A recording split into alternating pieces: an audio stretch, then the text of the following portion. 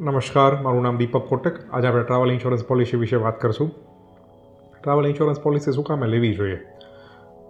જ્યારે કોઈ વ્યક્તિ ઇન્ટરનેશનલ ટ્રાવેલ કરે છે ત્યારે એરપોર્ટ ઉપર કોફી અથવા તો બર્ગરની જે કોસ્ટ આવે છે એ પ્રાઇસમાં તો આપણે ટ્રાવેલ ઇન્સ્યોરન્સ પોલિસી મળી જતી હોય છે. પણ જો ટ્રાવેલ ઇન્સ્યોરન્સ પોલિસી ન લીધી હોય તો જ્યારે ટોટલ તમારો ઇન્ટરનેશનલ ટ્રીપનો જે બજેટ હોય છે એના કરતાં વધારે બની શકે કે હોસ્પિટલાઇઝેશનનું તમારું કોસ્ટ ઘણીવાર વધી જતું હોય છે.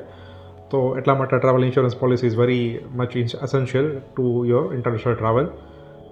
આ વસ્તુમાં તમારું હોસ્પિટલાઇઝેશન થાય મેડિકલ એમરજન્સીને કારણે તો તમને એમાં મળે છે. આ સિવાય ડૉક્ટરને કન્સલ્ટેશન કરવાનું થાય તો એ પણ વસ્તુ એમાં કવરઅપ છે. આ સિવાય ઘણીવાર પાસપોર્ટ ખોવાઈ જતો હોય છે તો લોસ ઓફ પાસપોર્ટ અંતર્ગત જેટલો એક્સપેન્સ થતો હોય એ કવર્ડ છે.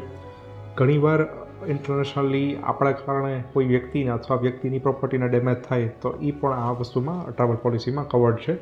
તો હવે ભવિષ્યમાં જ્યારે તમે ઇન્ટરનેશનલ ટ્રાવેલ કરો ત્યારે ફ્લાઇટ, હોટલ બુકિંગ, શોપિંગ અને વિઝાની સાથે પાંચમી વસ્તુ જે ટ્રાવેલ ઇન્સ્યોરન્સ પોલિસી છે એને પણ ચેકલિસ્ટમાં એડ કરજો. દીપક કોટક ફ્રોમ જેવી ગ્રુપ. Thank you.